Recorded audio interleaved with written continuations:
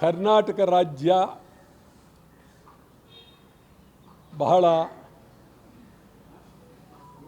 ಶಾಂತಿಯುತವಾದಂಥ ಸಹಬಾಳ್ವೆ, ಪ್ರೀತಿ ಇದು ಕರ್ನಾಟಕ ರಾಜ್ಯದ ಚಿತ್ರಣ. ರಾಷ್ಟ್ರಕವಿ ಕುವೆಂಪುರವರು ಸರ್ವ ಜನಾಂಗದ ಶಾಂತಿಯ ತೋಟ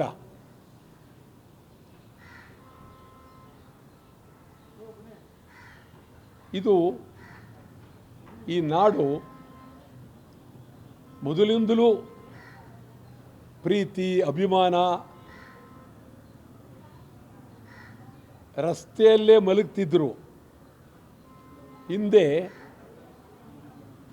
ಕಣಜ, ಭೂಮಿ ಒಳಗೆ ಕಣಜ ಇತ್ತು. ಹಳ್ಳಿಗಳಲ್ಲಿ ಜೋಳ ತುಂಬ್ತಾ ಇರೋದು, ಭತ್ತ, ಅಕ್ಕಿ, ಇದೆಲ್ಲಕ್ಕೂ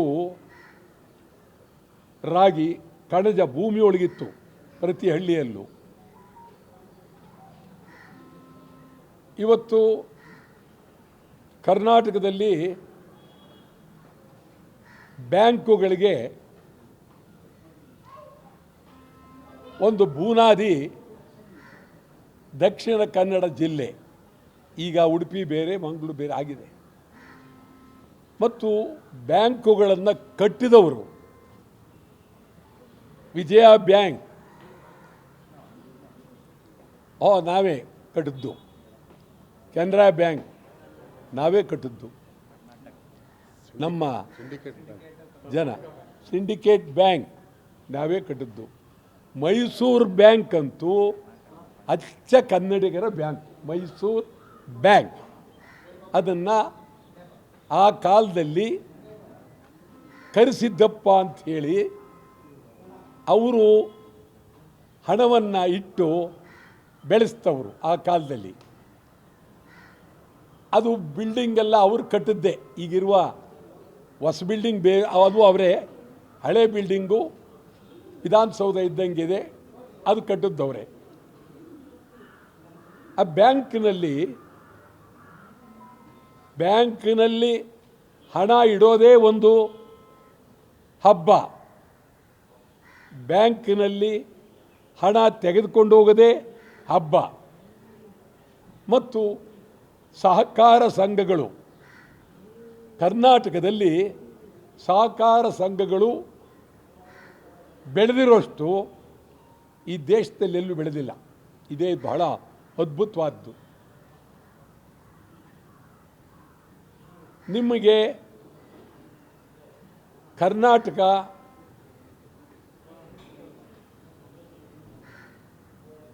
ಶಾಂತಿ, ಸೌಹಾರ್ದ, ಪ್ರೀತಿ ಇದು ಸುಮಾರು ಈ ದೇಶಕ್ಕೆ ಸ್ವಾತಂತ್ರ್ಯ ಬಂದ ಮೇಲೆ ಒಂದು 50 ವರ್ಷ ಭಾಳ ಭದ್ರ ಬುನಾದಿಯಲ್ಲಿತ್ತು. ಬರ್ತಾ ಬರ್ತಾ ಬರ್ತಾ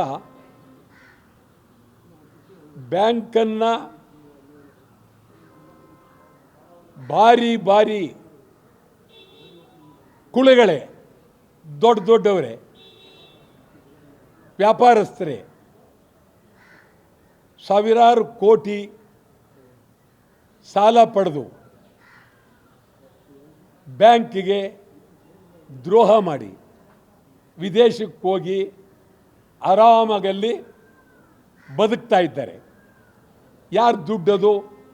ಈ ನಾಡಿನ ಬೆವರು ಸುರಿಸಿದಂಥ ಜನರ ದುಡ್ಡು. ಅದು ಆರಾಮಾಗಿದ್ದಾರೆ. ಇಂಗ್ಲೆಂಡ್ನಲ್ಲಿ ಬೇರೆ ಬೇರೆ ಕಡೆ ದೋಚಿಕೊಂಡು ಇಡೀ ದೇಶದ ಬ್ಯಾಂಕುಗಳನ್ನು, ಆ ವ್ಯವಸ್ಥೆಯನ್ನು ಹಾಳು ಮಾಡಿದ್ದಾರೆ.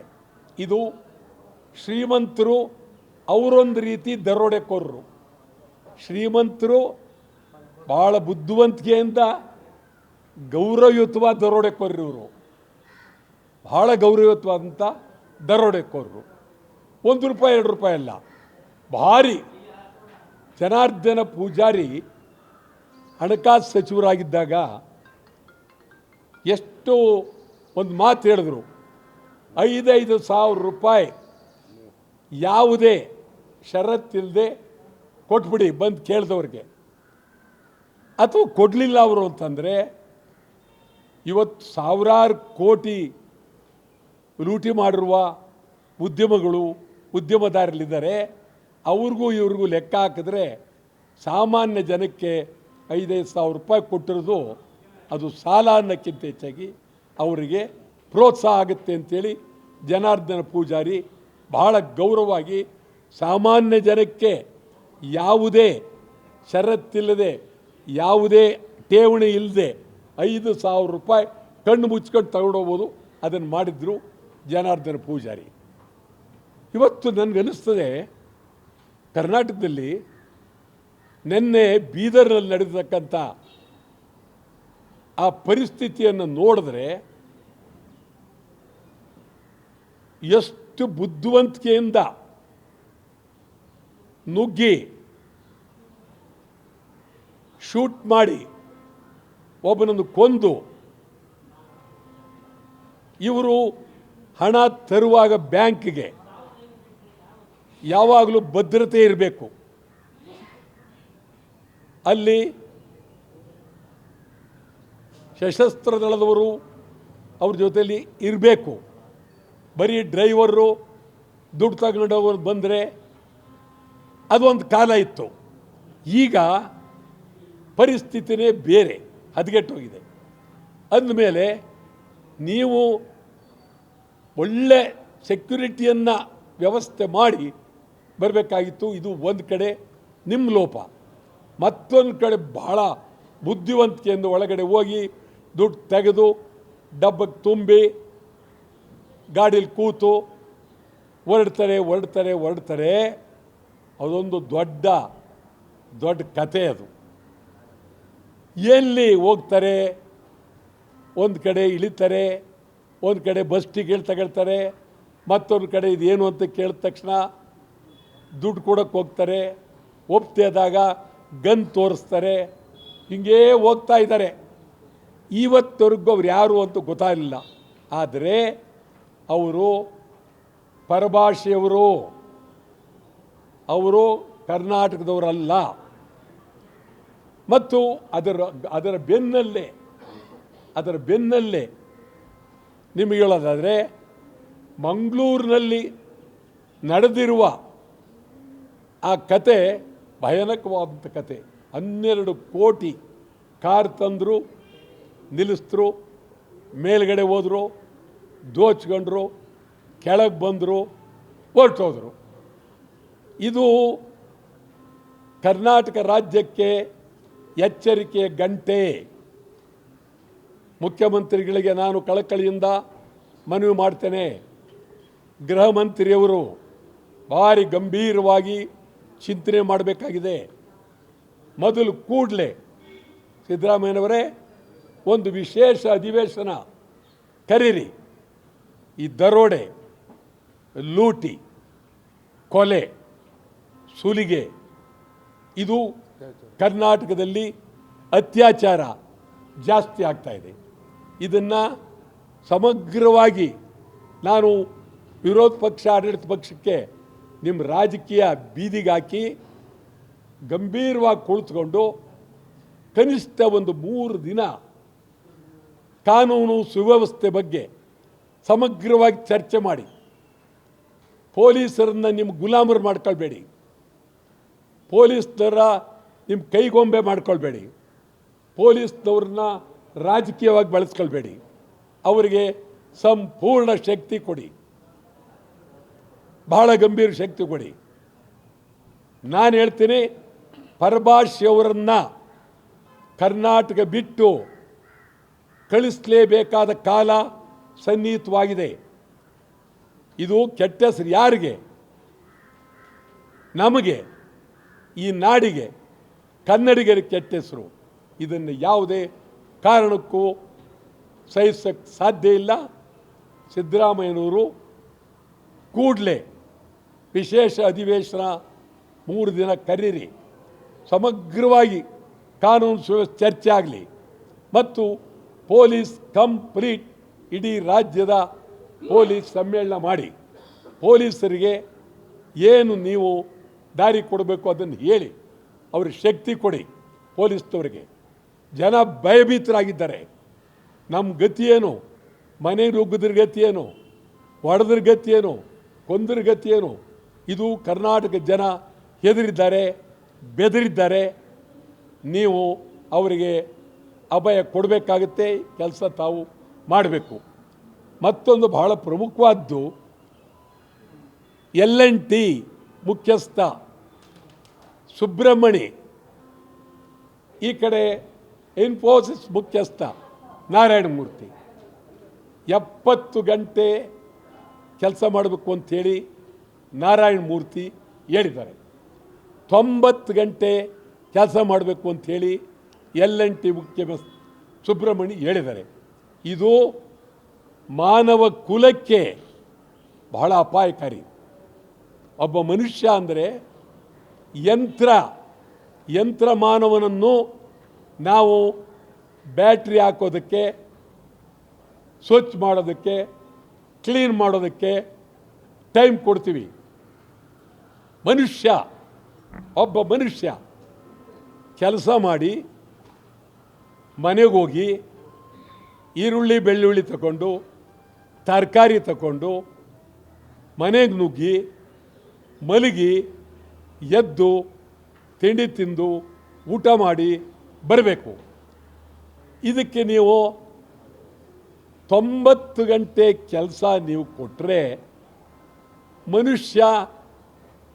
ಮನುಷ್ಯನಾಗಿ ಉಳಿಯೋದಿಲ್ಲ. ಮನುಷ್ಯನ ಆರೋಗ್ಯ ಕೆಡುತ್ತೆ, ಮನುಷ್ಯನ ಅವನ ಚಿಂತನೆ ಕೆಡುತ್ತೆ. ಸುಬ್ರಹ್ಮಣ್ಯ ಯಾವ ಆಧಾರದ ಮೇಲೆ ಹೇಳಿದರೋ ಅವರು ಈ ದೇಶಕ್ಕೆ ಬಹಿರಂಗವಾಗಿ ಕ್ಷಮಾಪಣೆ ಕೇಳಬೇಕು. ಮತ್ತು ಅವ್ರು ಮಾತನಾಡುವಾಗ ಹೆಂಡತಿ ಮುಖ ನೋಡ್ಕೊಂಡು ಕೂತ್ಕೊಳ್ಬೇಡಿ. ಏನು ಮಾತದು? ಅಗೌರವ. ಲಾರ್ಸನ್ ಟೂಬ್ರೋ L&T ಅವರು ಮಾತಾಡೋದು ಅಗೌರವ. ಅದು ಹೆಂಡತಿ ಮುಖ ನೋಡೋದ್ರಿಂದ ಒಂದು ಹರ್ಷ ಆಗುತ್ತೆ, ಒಂದು ಪ್ರೀತಿ ಆಗುತ್ತೆ. ಹೆಂಡತಿ ಮುಖನೂ ನೋಡದೆ ಮಾತಾಡದೆ ಕೆಲಸಕ್ಕೆ ಬಂದರೆ ಖಂಡಿತ ಕೆಲಸ ಆಗೋದಿಲ್ಲ. ಇದು ಇಡೀ ರಾಷ್ಟ್ರದ ಮಹಿಳೆಯರ ಮೇಲೆ ನಡೆದಂಥ ದಬ್ಬಾಳಿಕೆ. ಇದು ರಾಷ್ಟ್ರದ ಮಹಿಳೆಯರ ಮೇಲೆ ಆಗಿರ್ತಕ್ಕಂಥ ಸುಬ್ರಹ್ಮಣ್ಯ ಮಾಡಿರ್ತಕ್ಕಂಥ ಅಪಚಾರ. ನಾರಾಯಣಮೂರ್ತಿ ಅವ್ರದ್ದು ನಾ ಹೇಳ್ತೀನಿ, ಸರಿಯಿಲ್ಲ. ನಾರಾಯಣಮೂರ್ತಿ ಸುಧಾಮೂರ್ತಿ ಅವ್ರು ಏನು ಹೇಳ್ತಾರೆ ಅದೆಲ್ಲ ವೇದವಾಕ್ಯ ಅನ್ನೋದು ಇದೆಯಲ್ಲ, ಇದು ಭಾಳ ಕಷ್ಟ ನಮ್ಮಲ್ಲಿ. ನಾನು ನೋಡ್ತಾ ಇದ್ದೀನಿ ಇತ್ತೀಚೆಗೆ, ಇವೆಲ್ಲ ಒಳ್ಳೆಯದಲ್ಲ. ಇದು ಏನು ನೀವು ಹೇಳಿದ್ದೆಲ್ಲ ಸರಿ ಅಂತ ಹೇಳೋಕ್ಕಾಗತ್ತಾ? 48 ಗಂಟೆ ವಾರಕ್ಕೆ ಕೆಲಸ ಅನ್ನೋದು ಒಂದು ನಿಗದಿ, ಎಲ್ಲವೂ ತೀರ್ಮಾನ ಮಾಡಿ. ಈಗ ನೀವು ಇದನ್ನು ಮೀರಿ ಕೆಲಸ ಮಾಡಬೇಕು ಅಂತಕ್ಕಂಥದ್ದು ಇದೆಯಲ್ಲ, ಇದು ಖಂಡಿತವಾಗಿ ಒಳ್ಳೆಯದಲ್ಲ. ಈಗ ನಮ್ಮಲ್ಲಿ ಬಹಳ ಒಂದು ಕಡೆ ಈ ಥರ ಉಪದೇಶ ಮಾಡ್ತಕ್ಕಂಥವರು ಸುಬ್ರಹ್ಮಣಿ ನಾರಾಯಣಮೂರ್ತಿ ಥರ, ಇನ್ನೊಂದು ಕಡೆ ಮೋಹನ್ ದಾಸ್ ಪೈ ಅವರು ನಮ್ಮ ರಾಜ್ಯಕ್ಕೆ ಅವರು ಉಪದೇಶ ಹೇಳ್ತಕ್ಕಂಥವ್ರು, ಇನ್ನೊಂದು ಕಡೆ ರಾಜಗುರುಗಳು ಅವರವರೇ ಒಂದು 4 ಜನ 5 ಜನ ರಾಜಗುರುಗಳು, ಇನ್ನೊಂದು ಕಡೆ ಸದ್ಗುರು. ಆ ಸದ್ಗುರು ಯಾವತ್ತೋ ಯಾರೋ ಹೆಸರಿಟ್ಟವ್ರು ಯಾರು, ಸದ್ಗುರು ಕೊಟ್ಟವ್ರು ಯಾರು? ಮೈಸೂರಿನವರು ವಾಸುದೇವ್ ಅಂತ ಅವರು ಸಡನ್ನಾಗಿ ಸದ್ಗುರು ಆಗ್ಬಿಟ್ಟು ಇಲ್ಲಿ ಬಂದು ಲಿಂಗ ಪ್ರತಿಷ್ಠಾಪನೆ ಮಾಡ್ತೀನಿ ಜನ ಬನ್ನಿ, ತ್ರಿಶೂಲ ಇಡ್ತೀನಿ ಜನ ಬನ್ನಿ, ಕಾವೇರಿ ಸರಿಪಡಿಸ್ತೀನಿ ಜನ ಬನ್ನಿ, ಮಣ್ಣು ಸರಿಪಡಿಸ್ತೀನಿ ಜನ ಬನ್ನಿ. ಜನಕ್ಕೆಲ್ಲ ಇದು ಒಂದು ರೀತಿ ಮೋಸ. ಈ ಥರ ರಾಜ್ಯದಲ್ಲಿ ಜನರನ್ನು ನಂಬಿಸಿ ಒಂದು ರೀತಿ ಗಿಲಿಟ್ ಮಾಡ್ತಕ್ಕಂಥವ್ರಿದ್ದಾರೆ. ಇದು ಒಳ್ಳೆಯ ಸೂಚನೆ ಅಲ್ಲ. ನಮಸ್ಕಾರ. ಗ್ಯಾರಂಟಿ ನ್ಯೂಸ್, ಸುದ್ದಿ ಖಚಿತ, ನ್ಯಾಯ ನಿಶ್ಚಿತ.